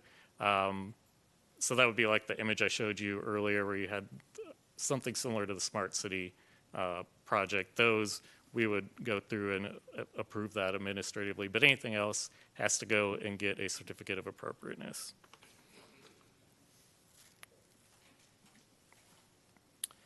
The other requirement that's in there is for anything on an individual lot, there is a minimum lot size of 1 acre. So if you look up at the screen, everything that's yellow are residential zones. Everything that's red is non-residential. I don't know if you can tell this on the TV, or the presentation is available online for anyone who wants to look at these maps. But the darker yellow and darker red are all the parcels that are over 1 acre in size. Everything that's lighter is less than 1 acre. So what the size requirement really does is it prevents any small cell from being located privately on a single-family lot. It does still allow them to be in common areas of private common areas of residential. So again, a Four Seasons common area because that's over 1 acre. Something like Courts of Shandon, they have common area that's over 1 acre, so they could install one of these small cells. Same thing, such as public property, so your schools and parks, potentially, they would be allowed to have one. Larger religious facilities. And then most of the commercial developments in town are pretty much all over an acre, so most of them would be able to have that. Again, the caveat to that 1 acre requirement, it doesn't stop anything from being located in the right-of-way. We don't have the ability to prevent that. But on a private parcel of land or some of those public ones, that's when the 1 acre kicks in, but otherwise it can still go in the right-of-way. So staff is recommending approval of this text amendment. It does give the town at least a few more options than what we currently have.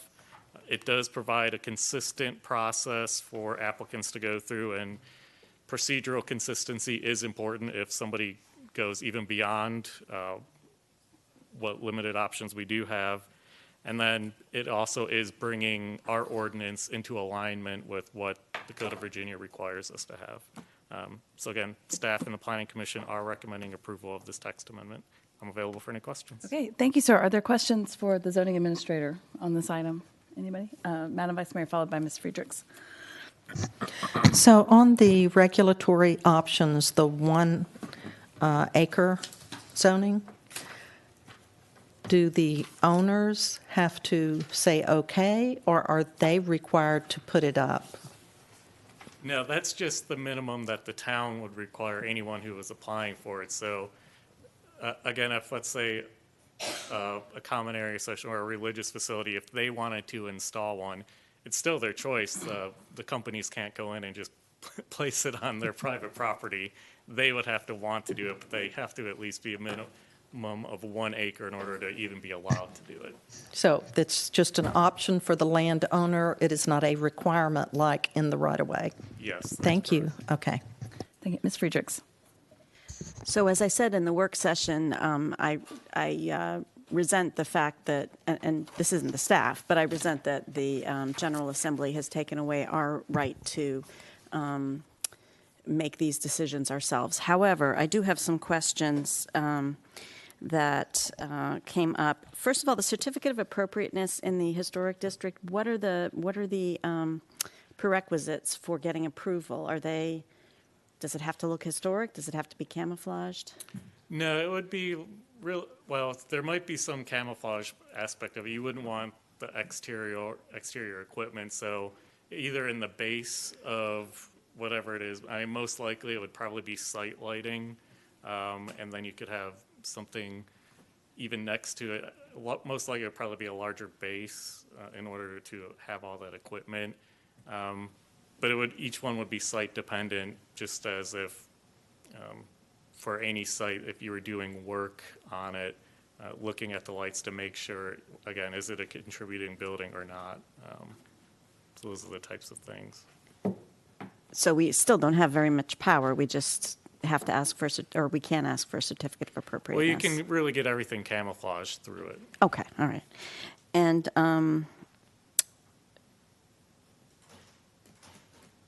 that was it, actually. Thank you. Questions for the zoning administrator? Anyone? No? Okay, thank you, sir. Thank you. So this is a public hearing, so I will call for comments from the audience. Same as before, you have up to 3 minutes. State your name and address for the record, and when the red light comes on, try to wrap up. Is there anyone that would like to come forward and speak on this item? Yes, sir. Mr. Burke. I would like to make a comment there, Tom. Here's what I say we should take a look into it. What happens if somebody has some type of electronic equipment there too? They need 50 feet or 80 feet high. The question is there too. How can they use their equipment in the town of Herndon, to be perfectly legal? What happens if people got equipment like 50 feet won't work? That's something that gets into a very touchy matter. Thank you. Thank you for bringing that up. Is there anyone else who would like to come forward and speak on this item? Anyone? Okay, thank you. I will close the public hearing, and thank you for your comments. I'll move to council level for discussion and action. Is there a motion? Yes, ma'am. Madam Mayor, I move approval of 20-0-01. We have a motion to approve made by the Vice Mayor, seconded by Ms. Baker. Discussion on the motion. Madam Vice Mayor. Yes, thank you. I'll vote for this because this is the law of the land, and we don't really have much choice. But I am glad that they can't just put it on any of the large parcels, whether it's wanted to be there or not. And I will always fight to preserve our cities, towns, and counties to be able to make our own decisions on land use and not just have it statewide mandates, because we've had numerous of those before, but we really don't have much choice. Yes, other comments? Ms. Friedrichs. I agree with what Vice Mayor Olem just said, and I also want to thank the staff for having made as much effort as they did to protect what rights we do have. Thank you so much. Thank you. Other comments?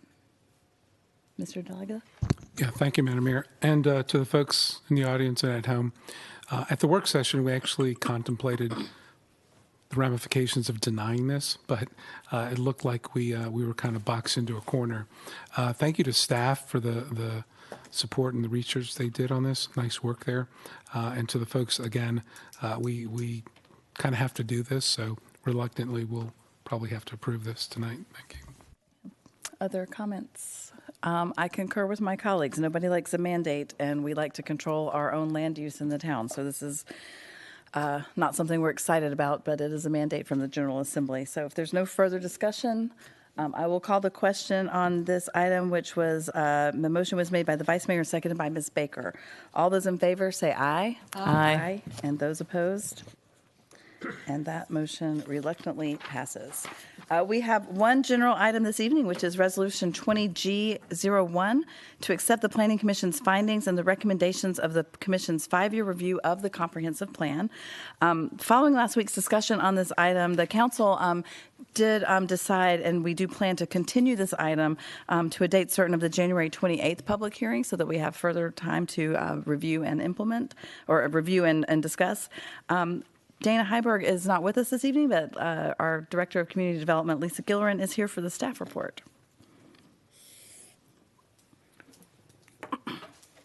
Thank you, Mayor.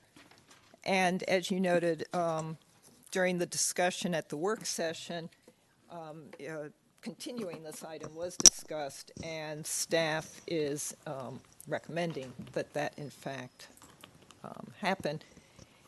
The item that you have before you concerns the 5-year update of the comprehensive plan.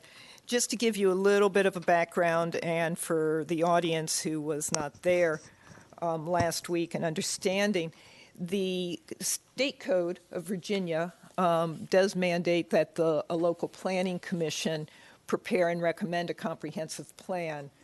The purpose of the plan is stated in the state code. It is to be made for the purpose of guiding and accomplishing a coordinated, adjusted, and harmonious development of its territory, the jurisdiction, the town in this case. And the 5-year review that you have before you this evening, that is required by the state code. At least once every 5 years, the comprehensive plan shall be reviewed by the local planning commission to determine whether it is advisable to amend the plan. Now, of course, once they go through that, it comes to the town council, and it's the role of the town council to review their work and see if they agree with the planning commission, in which case then they endorse the planning commission's work. Now, the current comprehensive plan for the town of Herndon is the 2030 comprehensive plan, and that was adopted in August 12th of 2008.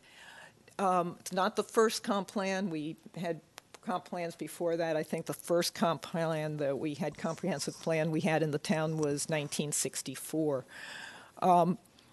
But unlike some jurisdictions, over the past 5 years, since the last 5-year update of the plan, we haven't just let it sit on the shelf. We have been doing updates, amendments, whatever you wish to call it. We've done the Downtown Master Plan in 2011, Downtown Streetscape Map 2011, Metro Rail Station Area Plan 2012, Major Street Network Map 2015 cycle track on the Herndon Parkway, September 12th of 2017. More recently, South Eldon Area Plan and the South Eldon Design Concept, both in 2019. Now, the five-year review, it's to determine whether it's advisable to amend the plan. And for the five-year review, what we're looking at is we're looking at the establishment of general guidance for those updates. So this is not actually going into the plan at the five-year review and making the changes to the comprehensive plan. What this is providing guidance to the staff that as we move forward, what types of amendments there should be, and the general guidance, the policies that those future amendments should encapsulate.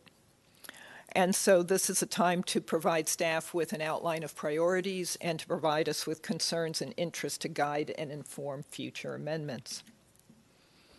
Now, the Planning Commission directed staff during the five-year review period to reach out to the public and to hear from the public. We did have a public meeting on September 25th, 2019.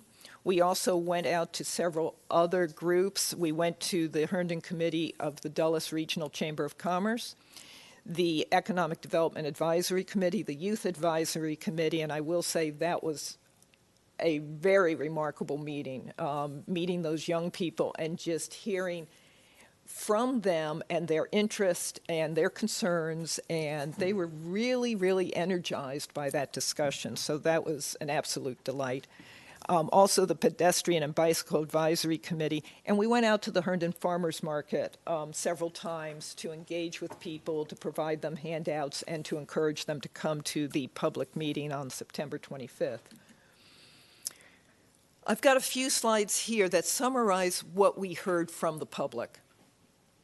And so I'll go through these relatively quickly, but I think it's important to, and for the general public, and to reiterate what we are hearing from the citizens when we reach out to them. We heard preserve green space and recreational facilities during redevelopment, develop more amenities at Haley Smith Park, provide open space and connection to regional trails and redevelopment areas, promote walkability and a comprehensive approach to providing access to metro rail stations, retain a sense of community while providing congestion relief, promote leadership in energy and environmental design, preserve trees, focus on built environment, including health and wellness and how that works in with planning and the built environment, encourage accessory dwelling units in existing housing, encourage affordable housing, fulfill the need for age-based and accessible housing, recruit corporate headquarters and technology sector businesses, support incubators and co-working, focus on minority businesses, distinguish the town from Reston and Vienna, encourage renewable energy infrastructure and recruit green businesses, ensure opportunity and access for varying levels of sensory, communication, and activity abilities, consider concerns about climate change and green space versus more urban construction. So what are the actions? What has happened so far? What are we looking to see happen in the future? On December 16th, 2019, the Planning Commission adopted the resolution, a copy of which you have, determining the status of the plan and providing staff guidance for potential future amendments. So the role of the Town Council in this is to consider that Planning Commission resolution and to accept and affirm the Commission's findings on the five-year review of the comprehensive plan, including the guidance that they set in that resolution, or to add additional material to that direction and concerns or issues, policies, which we will then add into the resolution affirming the Planning Commission's, or if you believe the Planning Commission should reconsider items, you can also remand it back to the Planning Commission. From what we heard at the work session last week, it seemed to us that we're really going for that middle one where you had some additional material that you wanted to share and have in this resolution, but generally there was agreement with what you had received from the Planning Commission. So I'd like to review quickly the direction that we heard from you during last week's work session, just to confirm that we captured your thoughts.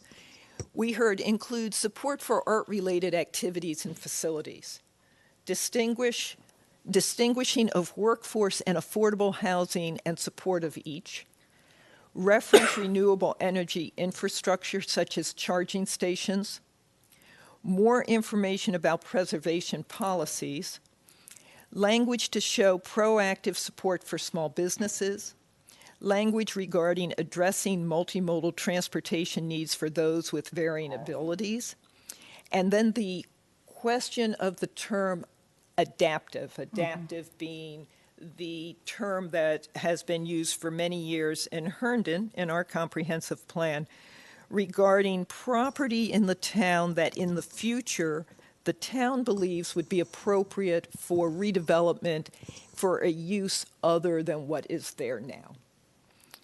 So we've given some thought to that. We've looked around at other jurisdictions, what's out there. And alternatives to adaptive, we believe, really come down to probably two. One would be to substitute redevelopment area or area for redevelopment instead of adaptive. That would require editing of the document. We have adaptive in a lot of the document. We've got it on the map. It is more readily understood, I think, to say it's an area for redevelopment. And it's broad. It provides flexibility and it allows innovation. And from what I mean regarding that is that right now, the term adaptive, one of the reasons that was selected, and this is from what I've heard from others, because it was selected, I think it was back in like 1990 or so. The idea was to keep it somewhat open-ended so that developers, property owners could say, I want to change from what it is to, and we would hear what they were thinking. It wouldn't be us mandating what it would be in the future. So one way to do this would just be to use redevelopment instead of adaptive. Now, the other way to do it, and the way a lot of jurisdictions do it, is on their future land use map, they just say flat out what they want. In other words, they will, if what they want is mixed use in the future on that site, where it's not mixed use today, they will just color it in and label it as mixed use. If they want residential, they'll just label it as residential, whatever. That too would be an overhaul for the document. Now, what that does provide, though, is very clear direction.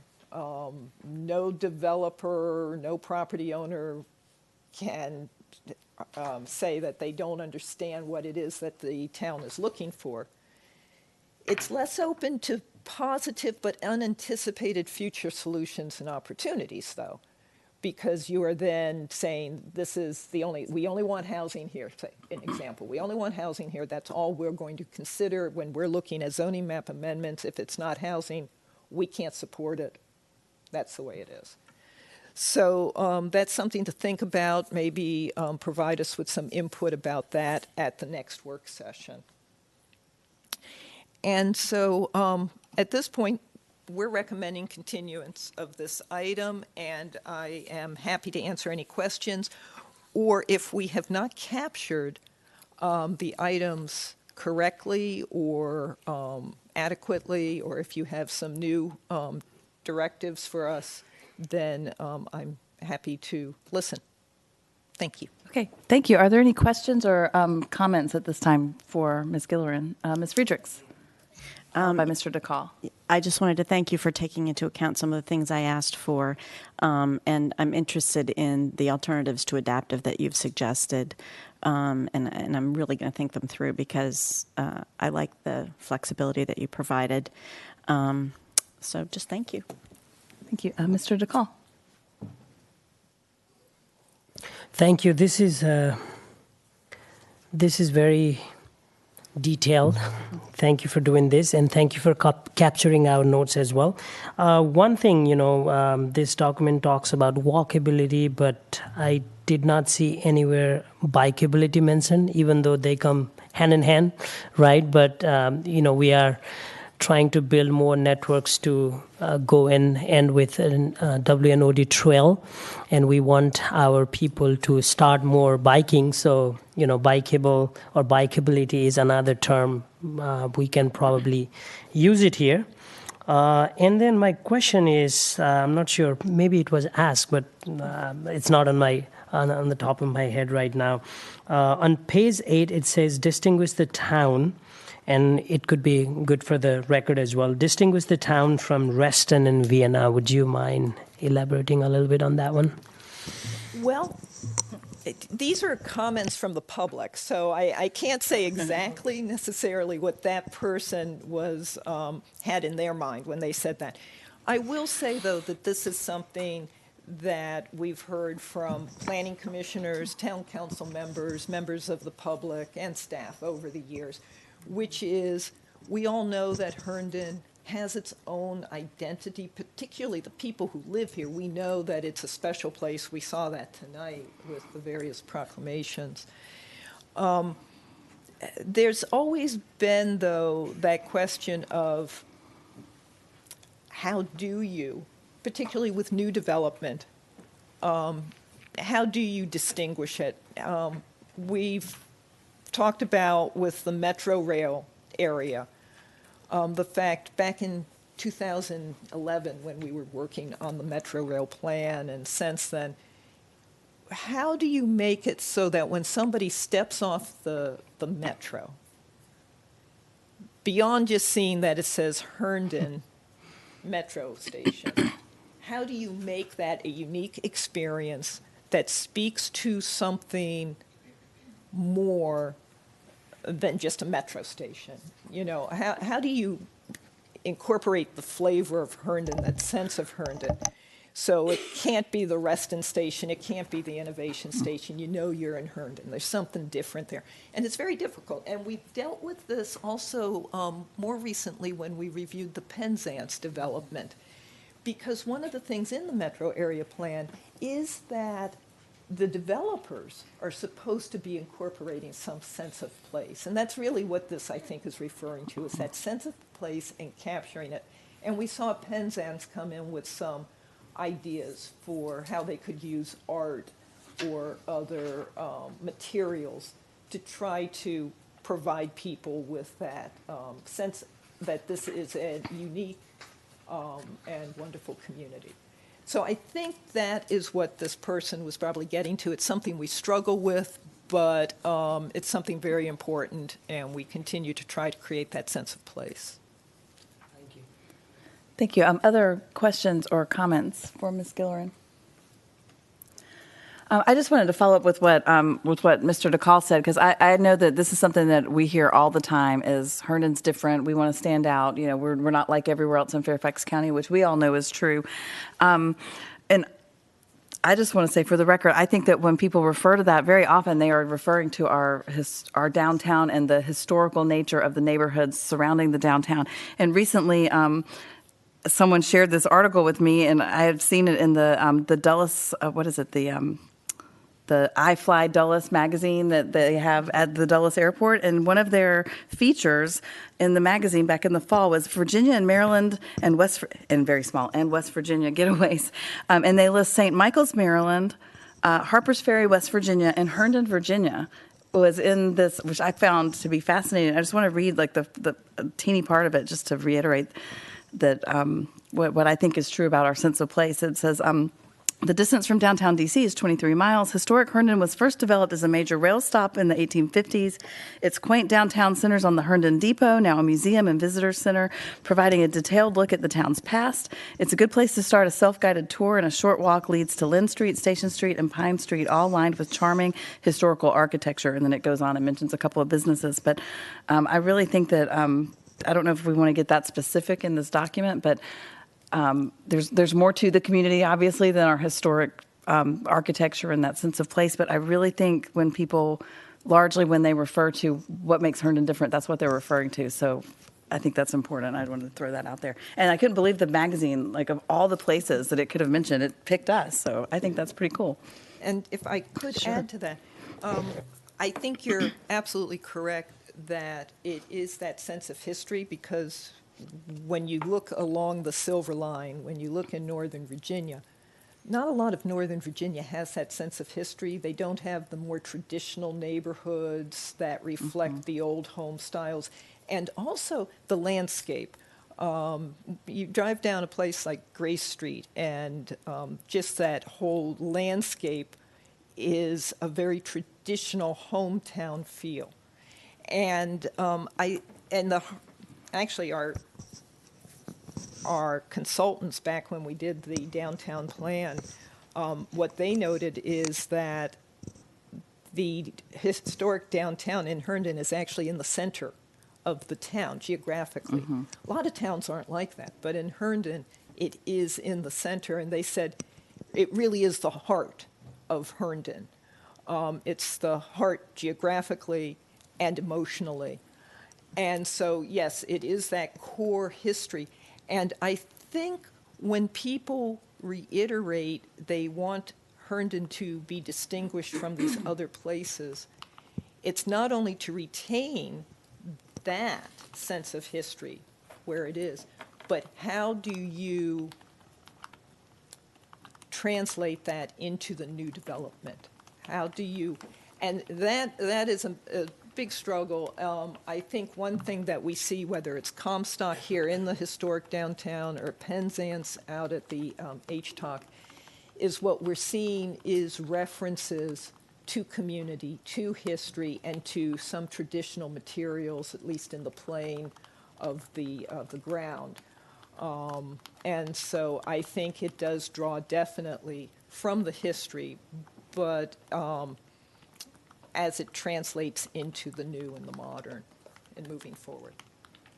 Thank you. Are there other questions or comments? Ms. Baker.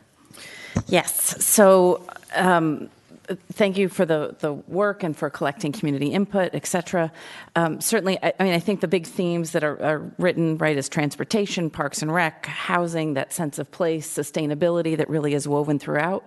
And one thing which is mentioned, but I think it's number 12, of economic development, is just one place I think, I don't know that we need to make any changes per se, but I think as we look at development, as we look at the future and further growth within Herndon, as we look at new developments, economic development, I mean, all these other things are great, and everything is important, and it's not that we have to stack rank it per se, but that is what I get a lot of feedback on from citizens, is just, what are we doing about economic development? What are we doing to make sure we have these beautiful spaces and we're working with developers? And I know there's what the market will bear, and it's not necessarily our responsibility, but but there is some sense of responsibility of what we have and what we can impact in terms of economic development, in terms of making sure the ease of doing business and those types of things. So didn't know if you had any thoughts on that. Like I said, I do know it's mentioned in there, but it does seem minor compared to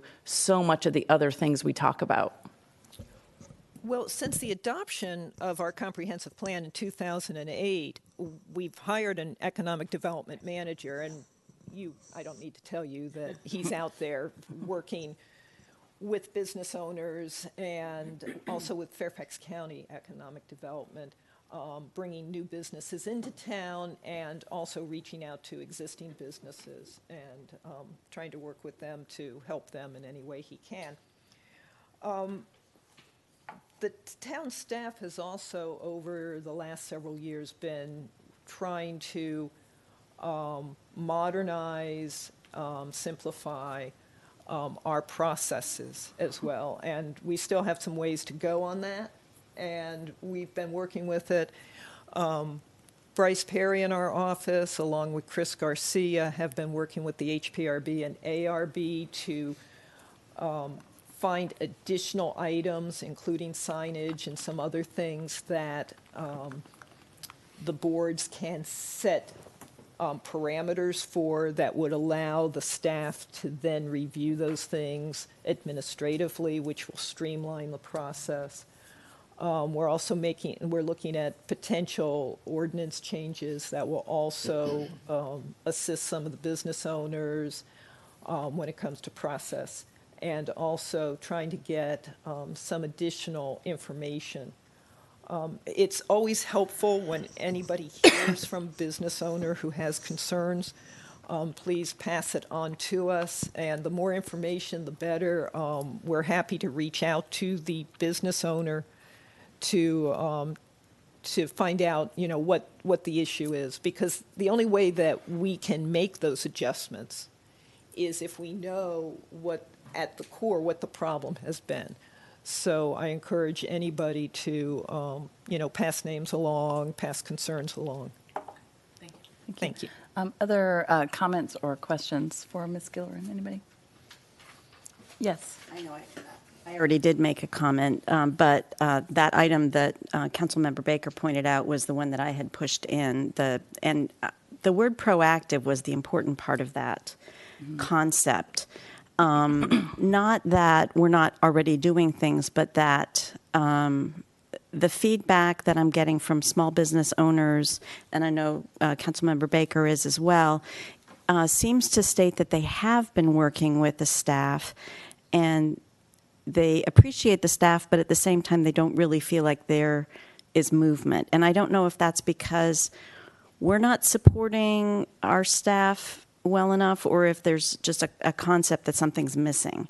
So maybe that's something that both of us and maybe all of us should think about for the next meeting, is what exactly we can do. Because I know everybody wants to do it. It's just a question of what's missing. Thanks. Okay, other questions or comments? Nope. I just wanted to reference where that, and for Mr. Burke in particular, who's very passionate about affordable housing in our downtown, that it says on the slide here that one of the items that the council wants to have in this plan going forward is distinguishing workforce and affordable housing and supporting making those dwellings available in upcoming developments. So while it may not be, I don't believe it is possible to make a change to our downtown plan at this time. It is in our upcoming plan that we are we're being proactive in making sure that affordable and workforce housing is something that we're trying to include going forward. So we've heard you, and I'm glad that you've continued to reiterate that with us. So it is in this plan. And the only other thing that I wanted to mention was about the adaptive word. We had a lot of great conversation last week about that, and it is kind of a vague word, and I appreciate the suggestions that you've had here. It looks like I'm just one of 7, but my personal thought is that we should try to be we want to be explicit, but we also want to have some flexibility, like you said, so that we may think we know exactly what needs to come, but maybe we don't know what great idea may be out there in the future. And I guess this would probably be a discussion for next week's work session more so, but if some of this looks like a whole lot of work, even changing, substituting redevelopment area, although maybe that's just a find and replace, in a Word document. But I think we should consider, is it possible to make it really clear what the definition of adaptive is, if we're going to keep that in there, so that people know when they look at the plan what we're talking about. So I'm not opposed to the ideas here, but I also want to make sure that we're using our staff time wisely, and if there's a efficient way to let people know what we're talking about, we should consider that, and we can delve into that more next week for sure. Okay, other questions or comments? No. Okay. Thank you very much. Like I said at the work session last week, and obviously with our discussion tonight, we're looking to continue this item to January 28th public hearing. So I will entertain a motion to continue the resolution 20G01 to a date certain of January 28th. So moved. Oh. Second. All right. Baker and DeCall. Okay, discussion on that motion. Okay, all those in favor say aye. Aye. Aye, and those opposed? Perfect. And we have received comments tonight on some items on our on our consent agenda that have been entered into the record. Before we consider the consent agenda, I will call for disclosures, and I just want to recall that I recused myself during the work session discussion on ordinance 20003, short-term residential rental registration, and so I will abstain from voting on the consent agenda this evening since that is one of the items. So is there a motion to this? Yes, ma'am. So moved. Second. Okay, motion to approve by Vice Mayor, seconded by Ms. Baker. Discussion? It's consent agenda. Can There's no, No comments? I will defer to the parliamentarian. We don't typically have discussion on the consent agenda. It is not typically open for discussion, but it is a matter that is within the discretion of the chair. Okay. Yes, ma'am, go ahead, certainly. I just wanted to make a comment because we did have someone comment on number 11, the HPRB reappointment of our architect. And I'm going to ask Ms. Gillerin, was Mark Minetti, he left around 2010 or 12? He was the architect on the HPRB. He was also my oldest son's wrestling coach, and he lived in the town. Was that correct? Was it Mark Minetti? Yeah, that is the name. And I believe he lived in the town. But then he moved out of town. And my comment is just that this is one of the hardest positions we have to fill. And since he left town, he did serve a couple of one-year terms because he lived out of town.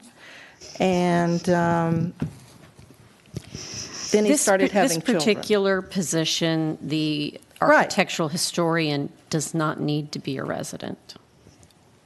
Exactly, that's my point. But we did have a resident, and he was an architect in our town. But since then, we have had trouble finding someone that lived in the town that was an architect that would do this. That is correct. So that's all I'm saying, and that I know that we've been looking since I've been on the council. This has been one of the hardest positions to fill, and also the protection that the HPRB gives to the historic district for that small cell amendment, we should all be celebrating because that's the only safe place in town that can be looked at. With that, that's my comment. Thank you. So we have a motion to approve the consent agenda made by Ms. Olam, seconded by Ms. Baker. All those in favor say aye. Aye.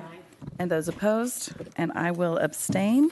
That concludes our agenda this evening. Madam Mayor, seeing no other business, I move we adjourn and go to the Blizzard. All those in favor say aye. Aye. And those opposed? And we are adjourned at 9:06 p.m. just for the daisies.